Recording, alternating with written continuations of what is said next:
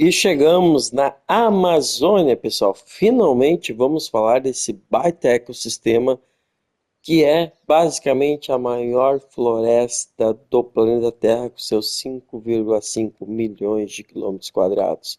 Estamos aqui com alguns ribeirinhos na água, já para deixar bem claro que a floresta amazônica ela é dividida de acordo com as suas matas. A primeira mata que a gente vai conversar é a mata de Igapó.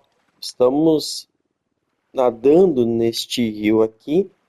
O que que significa a mata de Igapó, pessoal? Basicamente é aquela mata que fica no rio, tá? A mata aquática. A gente sai da água depois de nos refrescarmos. Aqui então existe a mata de várzea, aquela mata que está sob a influência sazonal do regime de um rio. Como assim? Significa que essa mata ela sofre com as cheias dos rios. Então, quando tem um excesso de chuva, o que que vai acontecer? O rio vai sair do seu leito e vai ocupar a sua área de várzea. Então, a gente vai subir um pouco o relevo aqui. Vocês vão ver que ele é um pouquinho mais elevado. Daí aqui a gente chega numa área onde a gente vai encontrar árvores de grande porte, que é a mata de terra firme, que é a mata que está longe dessa influência da sazonalidade da elevação dos rios. Pois é, você está aí no Geografia Top Zero, eu sou o professor Josiel, e vamos falar desse incrível bioma, agora que você já sabe as diferenças das diferentes matas que existem no bioma amazônico. Vamos lá. A Amazônia, ela não é exclusiva do Brasil. Ela ocupa quase a metade do território brasileiro, se a gente for contar a sua área original. Obviamente, a Amazônia ela sofre muito com problemas ligados ao desmatamento. Você já sabe muito bem que nós temos a mata de Igapó, a mata de várzea e a mata de terra firme. Pois bem, uma das características da Amazônia é de acordo com a localização dela.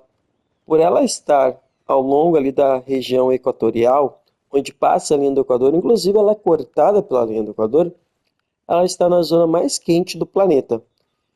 Obviamente, a Amazônia será uma floresta de ambiente quente.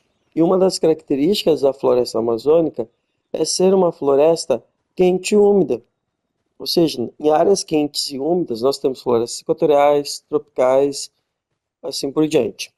Bom, que características tem essa floresta quando a gente pensa nela? Pois é, já foi destacado os tipos de mata. É uma floresta que vai ser heterogênea. Significa o quê? Que ela tem uma biodiversidade muito elevada. Ela não é formada apenas por um tipo de árvore. Então, essa questão da heterogeneidade é muito importante.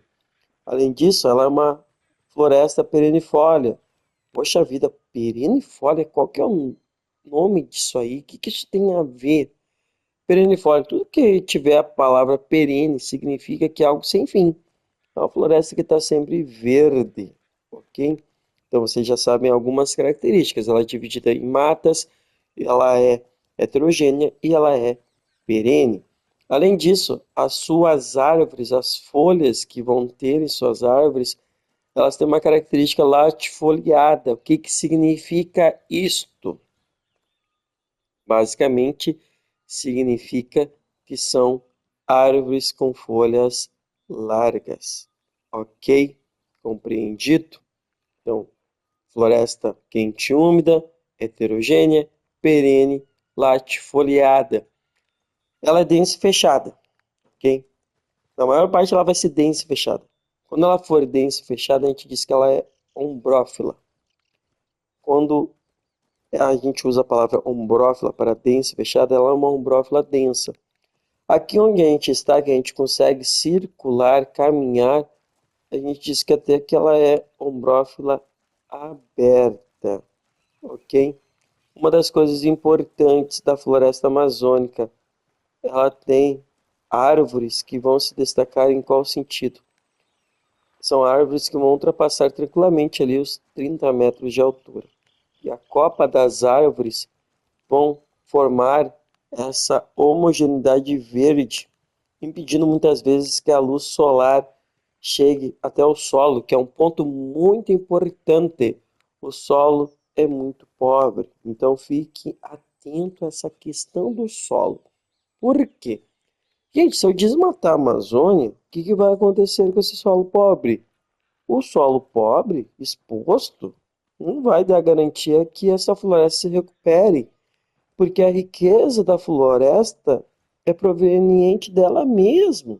Porque se a gente for pensar, poxa vida, o solo já é pobre.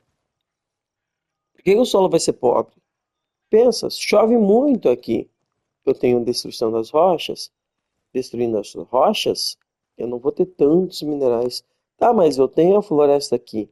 Pois é, a floresta em si, ela tem ali as suas folhas, ela tem ali seus galhos, seu tronco, e as árvores, um dia elas vão morrer. O que vai acontecer? Essa matéria orgânica vai se decompor, formando uma rica camada de humus, ok? Então, boa parte da fertilidade deste solo, que ele é pobre em minerais, está ligado à riqueza orgânica da própria floresta, ok? Então, quando eu pensar na Amazônia, eu tenho que pensar o maior ecossistema, a maior floresta do mundo, quente, úmida, heterogênea, perene, latifoliada, solo pobre, fertilidade ligada à própria floresta com a questão da matéria orgânica, certo?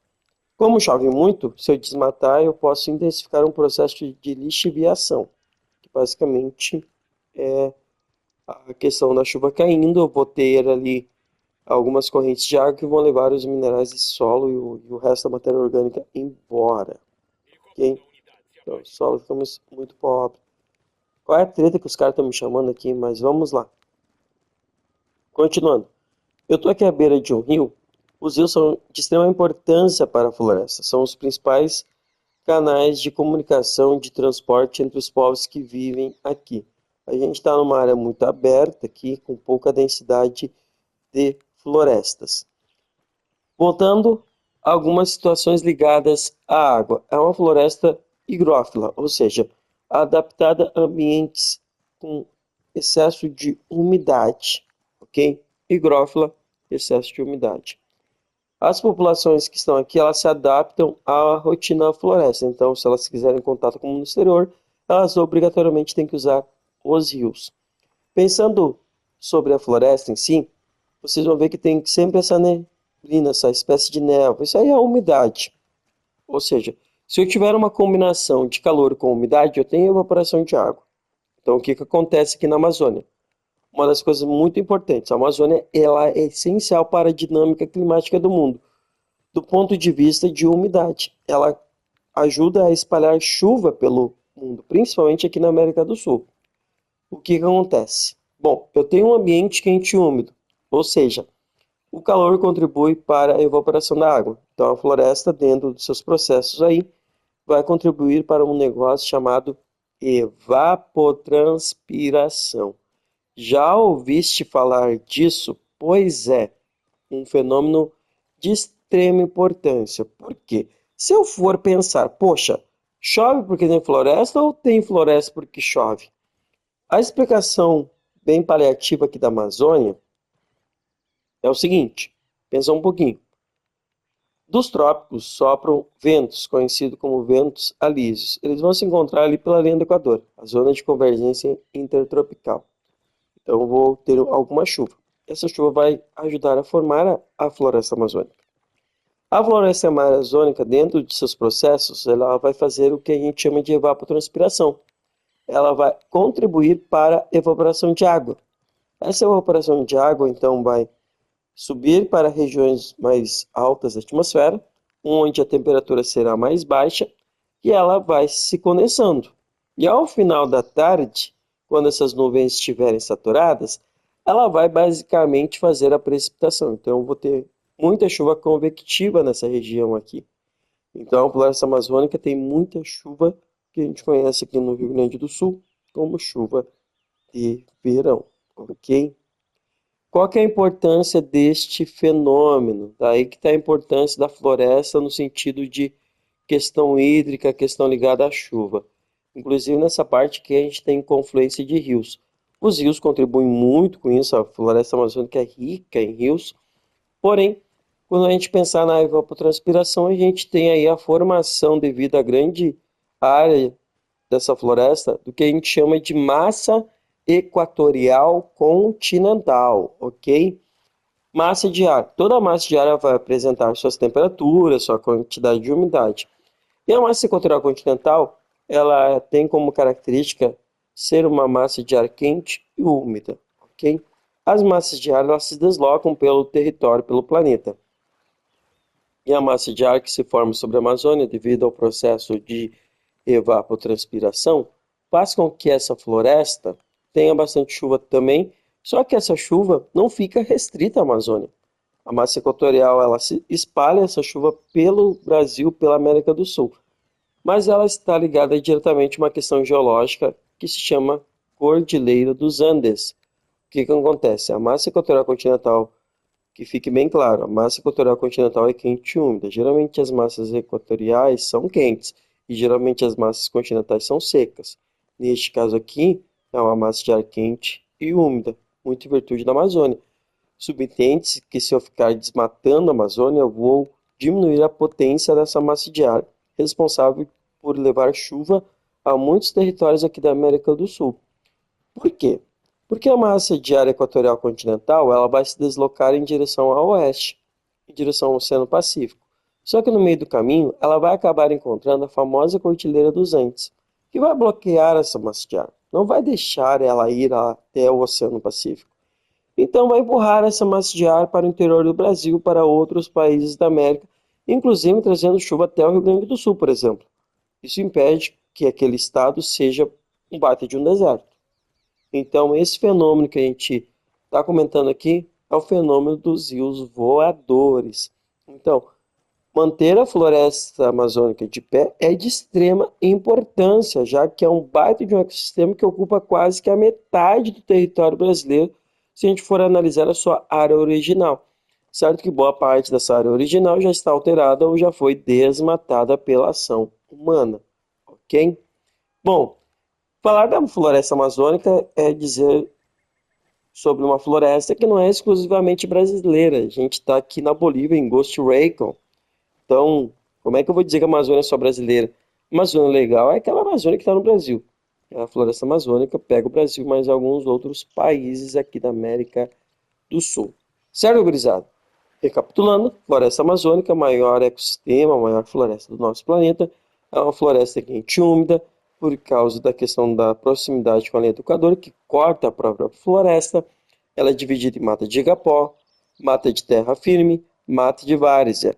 Ela é latifoliada, ou seja, significa que as suas folhas são largas, ela é heterogênea, várias espécies, ela tem solo pobre, ela é higrófila, ligada a um ambiente com umidade, e ela é também perennifólia, ou seja, suas folhas estão sempre aí acompanhando as árvores. Certo, pesada? Não dá bobeira e aí te inscreve no Geografia Topzera.